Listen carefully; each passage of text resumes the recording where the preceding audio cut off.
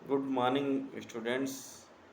सहायक मुख्य अभियोजन अधिकारी एपीओ की परीक्षा के लिए आज का आईपीसी का लेक्चर फिर शुरू हो रहा है।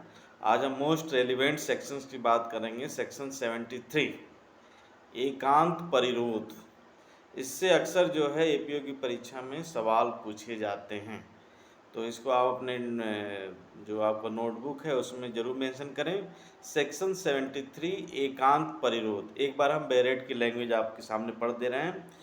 जब कभी कोई व्यक्ति ऐसे अपराध के लिए दोषसिद्ध ठहराया जाता है जब कभी कोई व्यक्ति ऐसे अपराध के लिए दोषसिद्ध ठहराया जाता है जिसके लिए न्यायालय को इस संहिता के अधीन उसे कठिन कारावास से दंडाधिष्ट करने की शक्ति है, तो न्यायालय अपने दंडादेश द्वारा आदेश दे सकेगा कि अपराधी को उस कारावास के जिसके लिए वह दंडाधिष्ट है किसी भाग या भागों के लिए जो कुल मिलाकर 3 मास से अधिक नहीं होगा, निम्न मापदंड के अनुसार एकांत परिरोध में रखा जाएगा। मतलब 3 मास मैक्सिमम जो है 3 मास तक हो सकता है, 3 महीने तक हो सकता है। अब इसमें आगे कह रहा है कि यदि कारावास की अवधि 6 मास है, यदि टोटल कारावास की अवधि कितने हैं 6 मास है, तो उसमें जो है 1 मास से अधिक का समय जो है आप कठोर कारावास में उसको नहीं रख सकते हैं। यदि कारावास की अवधि 6 मास से अधिक हो और 1 वर्ष से अधिक न हो, तो 2 मास तक से अधिक आप उसको जो है कारावास में जो है आप जो है कठोर कारावास के तहत जो है उसको नहीं रख सकते। एकांत परिरोध में आप उसको नहीं रख सकते हैं। और यदि कारावास की अवधि 1 वर्ष हो तो अधिकतम 3 महीने तक जो है आप उसको जो है एकांत परिरोध में रख सकते हैं।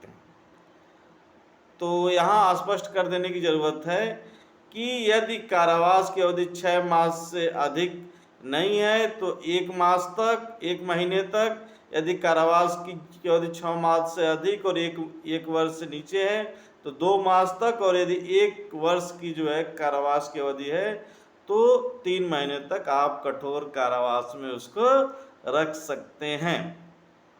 अब यह कह रहा है कि यह धारा उन मानकों को निर्धारित करती है जिसके अनुसार एकांत परिरोध आरोपित किया जा सकता है। इस धारा को लागू होने की निम्नलिखित शर्तें हैं। पहला, कोई व्यक्ति इस संहिता के उपबंधों के अंतर्गत दंडाधिष्ट हो तो किसी अपराध के लिए। पहला है कि कोई व्यक्ति इस संहिता के उपबंधों के अंतर्गत दंडाधिष्ट हो तो किसी अपराध के लिए, तथा दूसरा पॉइंट यह है कि अपराध ऐसा हो जिसके लिए न्यायालय कठोर कारावास से अभियुक्त को दंडित करने का अधिकारी हो।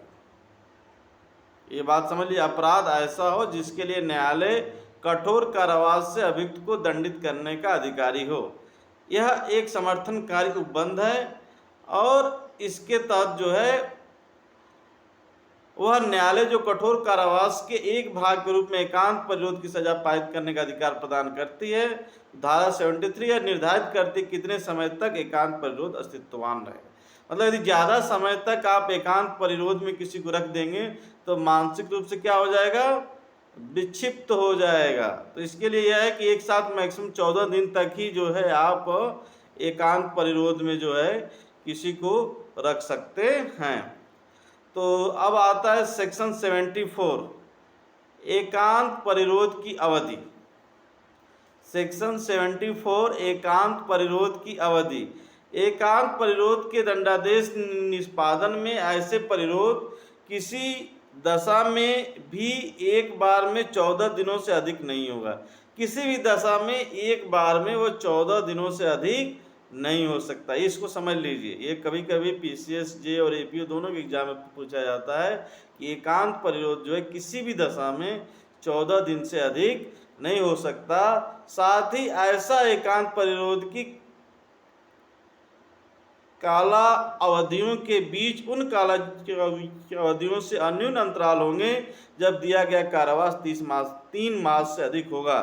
तब दिए गए संपूर्ण कारावास के किसी एक मास के एकांत परिरोध 7 दिन से अधिक नहीं होगा। 7 दिन से अधिक नहीं हुआ एक मास 1 महीने की दशा में, और साथ ही एकांत परिरोध की काला अवधियों के बीच में उन्हीं काला अवधियों से अन्यून अंतराल होंगे।